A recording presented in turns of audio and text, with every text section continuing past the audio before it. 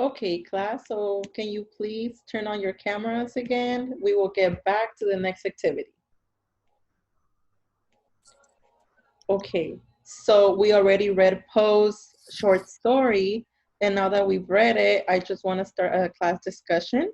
So if anybody has any questions or any comments to make, please do so. Okay, let's wait on some people. Okay then. Well, I did prepare some points just in case nobody wanted to speak up. So judging from the lack of interaction, I want to go back to our warm-up, which was, can murder be justified? So if anybody wants to answer that question again and just give us your input from what you put for that question. Yes, Melissa? Yes. I have a question. What do you mean by justified? If you can elaborate more, please. Okay, so just pretend like we have not read the story yet, and I just want your personal input.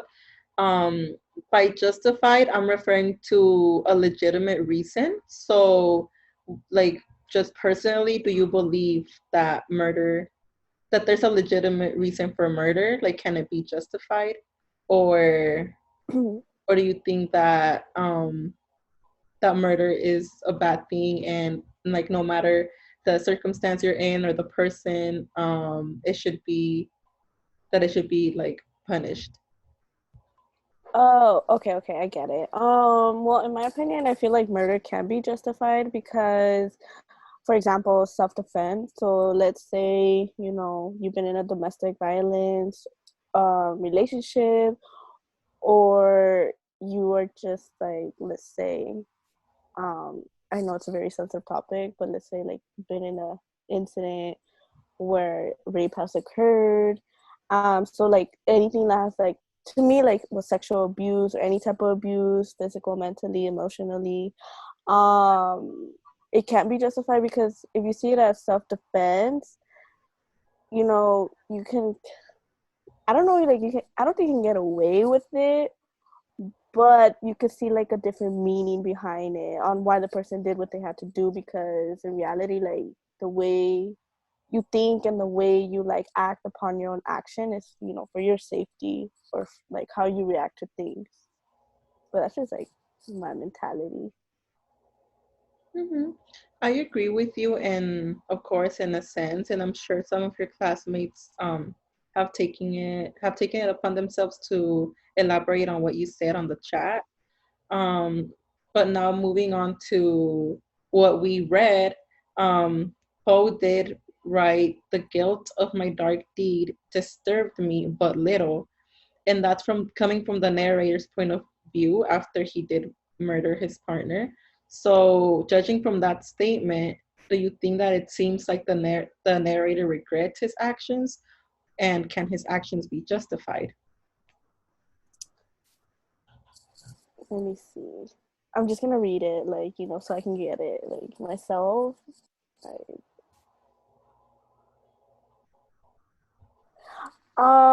from reading the quote, um, where he said it disturbed him only a little bit, it does bring a little suspicion, because it's like, if he really did have any remorse or any like sympathy or any emotion towards this act that he did, then he would have felt like bad from the beginning. But the fact that he's saying, oh, only a little bit, it could mean that he actually meant to do it intentionally. That's exactly where I was getting at. So I did highlight that one of the themes of the story is justice and truth, since the narrator is trying to, in a way, hide or just like cover his crime. And I don't know if anybody has like anything else that would add to that possible theme of the story. So the narrator is trying to hide and cover his crime. Well, there's a quote that Poe stated on page 12. He said, I determined to wall it up in the cellar, as the monks of the Middle Ages are recorded to have walled up their victims.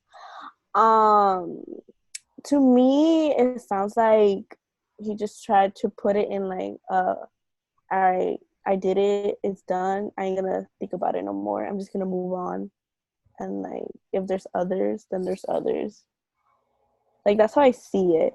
Because if you wall up something, like you're just building onto something, and like let's say like there's a hole in the wall, what do? Easily you patch it up and you pretend that the hole was never there.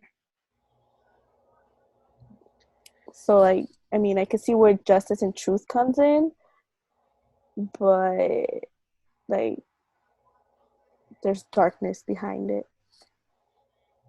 I really like the fact that you brought that up because I feel like that's exactly what I was thinking, that the darkness in him is very noticeable.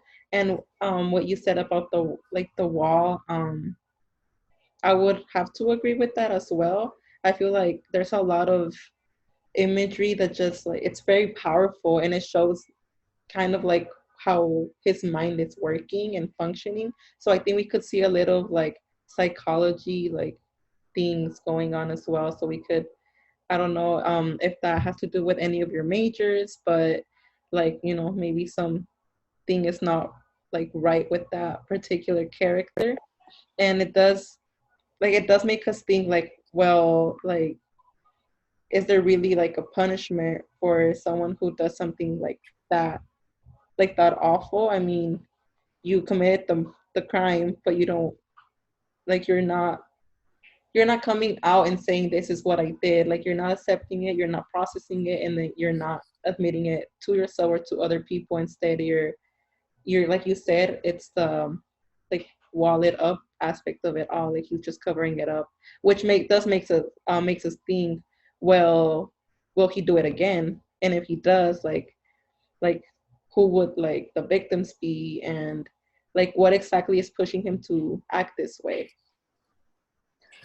Um, I do agree with you that there is a psychological aspect behind this, because if he already has done this, which was his partner, which was his first victim, then there's a potential like of him doing it again. There's like of him like having a resemblance of like who he's gonna kill or who's gonna like be his next victim, and he might go off of that, off of like of who his partner was, and he might try to find similar victims that is like correlated to his partner, similar aspects, similar features, the way they think. It could be like anything, and then that could possibly trigger him, and then that could possibly have him, go into this murder like sense of mindset where he's like, oh, like this person reminds me of my partner. Like I have to do something because like I don't want to think about it. I'm triggered and I'm mad.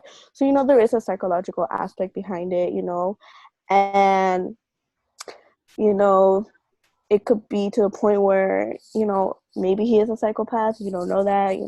It's just like an idea. Because like if he has no feelings, you know it says that he has little feelings, but it could turn into like no feelings at all, to the point where like he doesn't care anymore. So he's just like basically on a killing spree, if you say.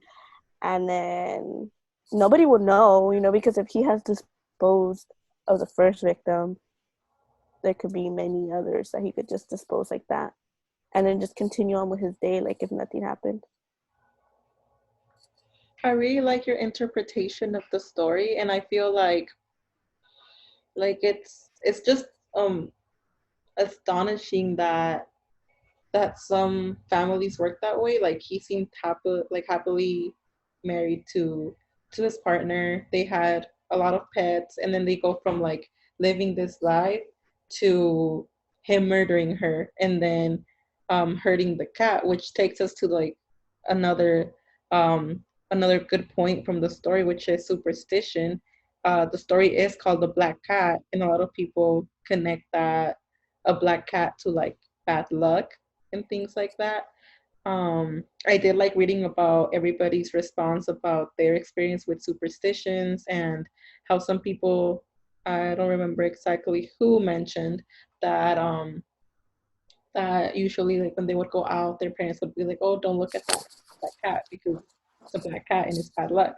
So in that case, like if we relate it back to this story, um, the cat is a really strong symbol for maybe the narrator's conscious about like what he did. So maybe it's like for him, it might be a reminder of like, oh, I did something bad, and that's why he's trying to get rid of the cat because either because the cat is representing what he did, or because maybe he's like you said, he might be a psychopath, and he's just like, you know what, just murdering. Like, it's just the act that he's like, okay, it's something that I must do, or something that in a way is like making him feel better.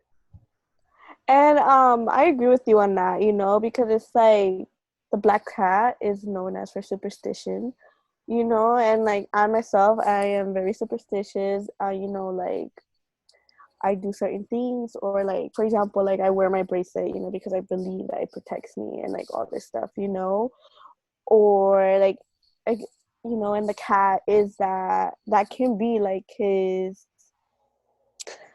I guess, a trigger for him. And like for an example, it could post stated in page 12. My next step was to look for the beast, which had been the cause of so much recklessness, for I had a lane firmly resolved to put it to death. So he wants to get rid of it. So that just shows that he's either gonna kill it or let it go or give it away or do something about it, so he doesn't have that resemblance of seeing the cat, which will connect to his partner, which he killed. You know, and I feel like if he gets rid of the cat, I guess it like gets rid of the problem. But in reality, if you think about it, the problem's always gonna be up in his head. Like no matter how much things you get rid of, no matter of like what you do to a certain extent, like you could do all of that, but doesn't mean that it's always gonna like it's gonna go away like this, because things don't go away like that. You know, it takes like, but yeah, yeah, that's what I mean. Well, thank you a lot for participating, and we will be moving on to our next activity soon. This was a really insightful discussion. So take a few moments to just, I don't know, go get a snack or just stand up and like move a little before we come back, and then I explain our next activity. Okay, thank you.